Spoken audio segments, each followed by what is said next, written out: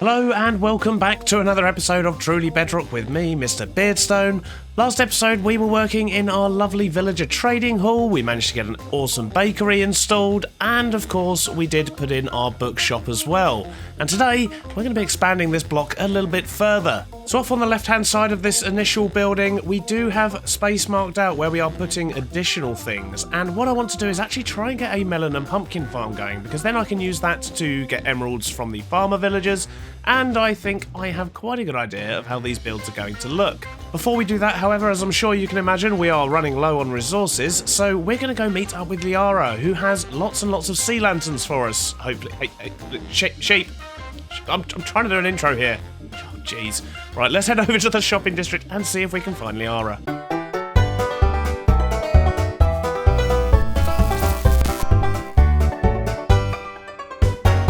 You have something that I require.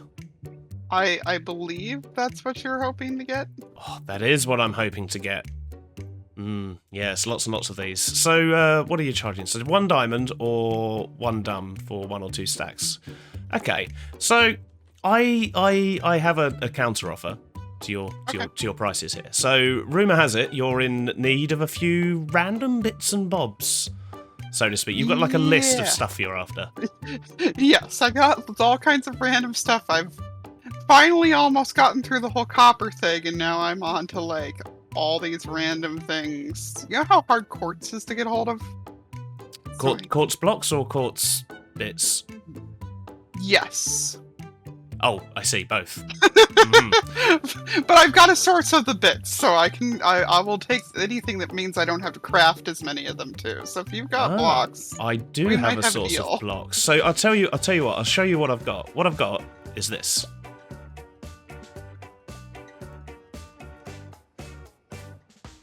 Interesting. And what I've got is a base / city that has lots of the things you require in it. I've sort of decorated the bottom ends of it as shops, even though they're not actually selling anything, just because it kind of ties in with the theme. But you are welcome to sort of take that box, fill it up with whatever you need from there. I've got quartz, I've got food, I've got ink, I've got all the other things you needed. Well, lots of the other things you needed as well. Yes. So you can fill that up with whatever you need. Okay. and then just throw me whatever sea lanterns you think it to be worth. I'm fairly easygoing. Okay. Anyway, so should we? I'll take you over to yes. Show me the Beardvegas Hills. Yeah, the land that frames forgot. Oh, it's looking real good though. Looking real snazzy. Jeez. Oh. And it's cool because this is the only base that I can see from my base. So yeah, you're just over there in the hills, aren't you? Yeah, I am. Yes. I'm actually be putting something on top of that hill, and the rest of it's on the other side of it. So that's amazing, awesome. Well, so welcome to welcome to Beardvegas Hills. So here we have the coffee shop. This has cocoa beans and cactus in it. Should you ever need any of those? Cute. Yeah. This is the clothing department store. So this is that's where all the wool is. So this is more of the sort of dye related things, I guess, for the most part. So we've got all the flowers and stuff, and vines and glowberries and whatnot. But we also have a box of ink over here. Yeah. That's the reason I made the Guardian Farm to begin with. I need dark prismarine. Oh, I see, dark prismarine. Well, I mean, we only have a little bit here, but I do literally have an endless supply of that stuff. So can always sort you out with more if you wanted any. The sushi shop currently only has beef in it.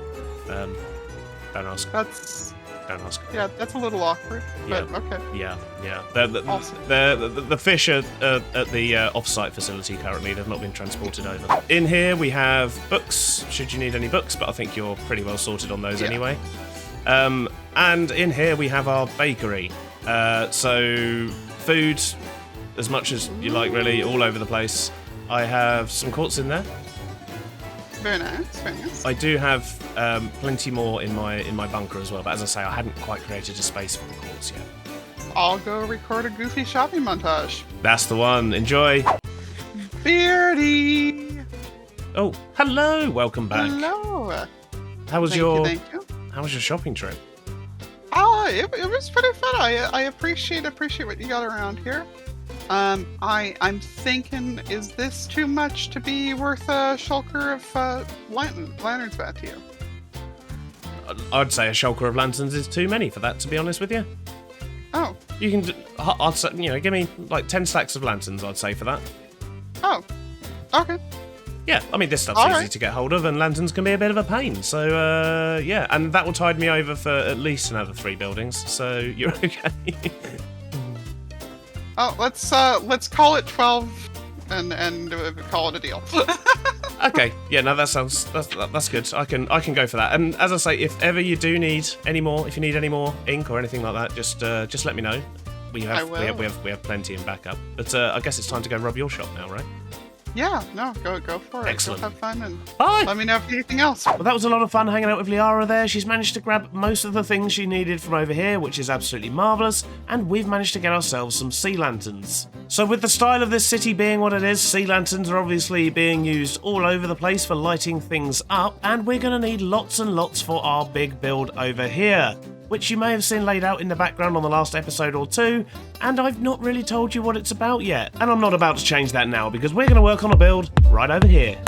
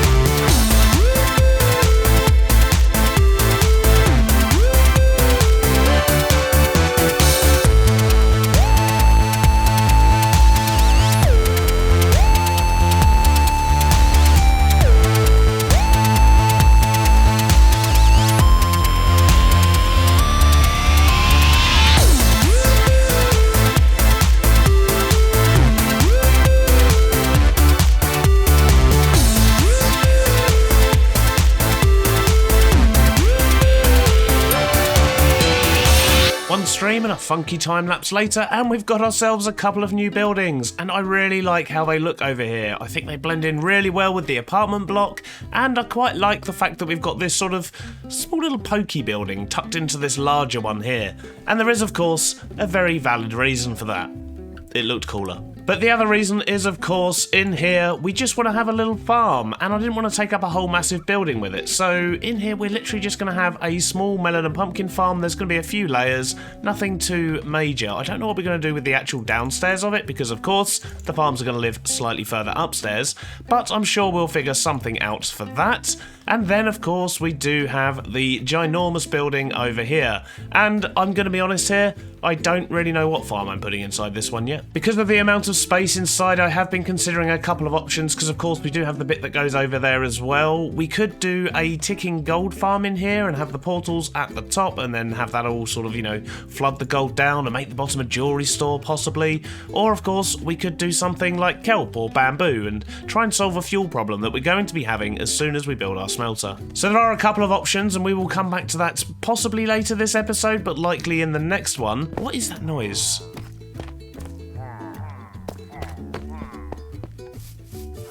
Oh, of course. When Slack was over here a while back, helping me figure out what the frame problem was, he had an entity pack on so we could see if there were any trapped entities, and he pointed out there was a raid party down here, and I think that's what I can hear now. So I'm going to quickly grab myself a bucket of lava and deal with that. I don't really want to be setting off a raid here because, of course, I do have my village set up there. So, yeah, I think killing them with lava is going to be the safe thing to do, just to get rid of the entities in the area.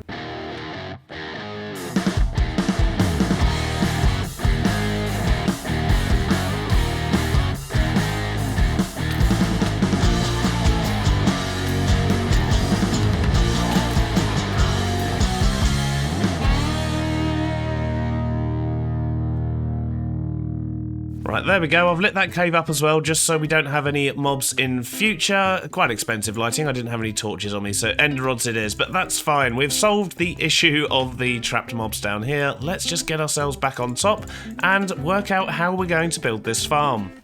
So there's not a lot of space here, but there should be enough for us to do the things we need to. So if we imagine each segment of the farm, essentially, if we have an area over here, which is just where the collection is, so we have everything come down to the bottom floor, what we will need to do is have a rail layer, and then we'll have the hopper minecart, and then we're going to have a dirt layer, and then on top of that is where we're going to have the melons, the pumpkins, and so on. And then above that, we will have the observers and or pistons, depending on what side of the farm it is. We'll probably do it maybe 4 wide, I think we can probably get away with.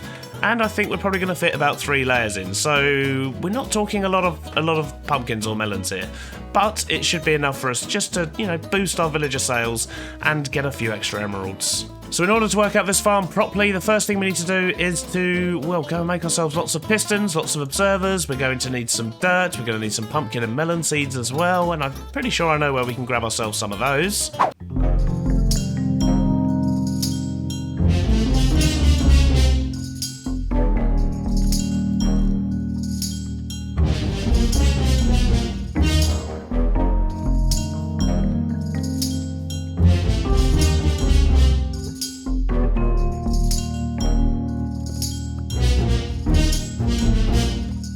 So we've got ourselves plenty of melon and pumpkin seeds, as well as some rail, pistons, observers, redstone, ladders, grass, water, and of course some slabs and ladders for getting around the actual building itself. I think we should have everything we need here to build the farm, apart from maybe a few hoppers and a collection chest of sorts. So we've got some chests there. And do I have any hoppers? I do not. Luckily we had a bunch of iron, so that's all good, and we've got some extra iron here as well, just for making some mine carts once we get up there. So I think we are good to start. Oh, light. I'm going to need some light as well, so let's grab a few more of those sea lanterns. I changed my mind. We're going to use shroom lights, what with it being a farm, so I think this is pretty much going to be everything we need. So considering the layout of this building, I think it makes sense to have the first ladder go up here, and then we'll just connect that directly onto a floor. I want this to be quite a low ceiling building because, well, it's going to give us a bit more space at the top. So let's get some slabs in and get that first floor down. Okay, so this is going to be the first floor with a farm. So I think what I should probably do first is work out where the actual pumpkins and melons are going to go. Okay, so very bottom layer is just going to need a hopper that will deliver items onto the ground floor there. So that's all we need there. I'm going to add in a couple more hoppers just to give the minecarts time to actually drop everything off. Although, to be honest, what with how few we're going to have here, it shouldn't be too much of a problem. So I think 2 will do it, and then we just need to get some track down. We've got the rail in, and we're going to be putting our water spot here. All the dirt is going to be here, which means we need to leave an air block for the actual planting and the growing and so on. And that means that if we start placing things, that's the wrong way around. So let's start placing the pistons first. We're going to want those pointing down at all of the spots where we know we're going to be having things growing. So that's going to be like a checkerboard pattern. We now need to sort out the observers, which of course need to point down, not up. So we're going to have to do that from above, which is not a problem whatsoever. But I think now seems like a good time to actually get the grass in, because that means we'll be able to go up the top there, we can hoe the ground, we can plant the thing, and then we can put the observer on top. And that's going to save us having to crawl around inside the system, which is always a bit of a painful thing to do. We've got our water in place, and now all we need to do is to hoe the squares that we can see when we look down, and then plant our seeds. And to maximise efficiency, it's actually a good idea to put these in alternating rows. So, for example, on this floor, we will have a row of melons, and then pumpkins, and melons, and pumpkins, and so on all the way up. But I think I've forgotten my seeds. Where are they? Okay, that's all the seeds in place. Now we just need to add the observers, and they just need to look down at the seeds themselves. So one other thing we need to add, of course, is lighting to make these things grow better, and pistons actually let light through. So I think what we're going to do is probably put a couple of light sources down, maybe one there, one there. I think that will probably do it, and then the rest of these we can just put standard blocks behind them, and this is on top of all of the pistons. And the last thing we need to do, of course, is just to put the redstone dust on these. And now every time that the stalks grow or change state, that will fire the piston. And in theory, that should harvest some melons and pumpkins. I mean, this is how it works on Java. I'm kind of hoping it's going to work on this as well, to be honest. Ah, well, that did just fire pistons when that one grew, didn't it? Excellent. And the way we've done this means it should only fire the pistons that are directly adjacent to the observer that goes off, meaning it's not just going to be firing all of them all of the time. So the last thing I guess we need to do is to get the minecart rolling. There we go, let's get one of those in. Absolutely marvellous. And there we go, that will just give us a little bit more control over our farm. So I think I'm probably going to end up putting some glass on the front of this as well. I don't think I brought any up with me, but that's not a problem. We do have some fairly close by. But before we put the glass in, we may as well give these a little bit of a boost, and that also allows us to test the system. And as you can see, the pistons are firing exactly as they should when they detect a change on the growth bit. This is marvellous, absolutely marvellous. And there we have it, farm number 1 is all set up and good to go. Now we just need to put this on some levels above as well. However, it does get a little bit thinner up there, so we're actually going to only be able to do 3 rows on the next couple of levels, but that shouldn't be too much of an issue. And there we have it, another layer is complete. And I don't actually have room for a third layer, so we've just got the 2 layers of farms in here, but that should be producing for us absolutely fine. And I have actually heard the pistons firing a few times while I've been up there, so I'm intrigued to see what we've already got. Well, we've got some rail, we've got some slabs, we've got some hoppers and some terracotta, but we've already got 7 pumpkins and 58 melon slices. Ignore the fact the texture's broken on that, but it's fine, they are just normal melon slices, I assure you. So I've crammed in some storage down here just so we can basically collect everything we're getting from it. It's already producing quite well, and I have a feeling we might end up needing more storage, or maybe even a way to turn the farm off, but this should be enough to get us a few extra emeralds from the villagers that are basically just through that wall there.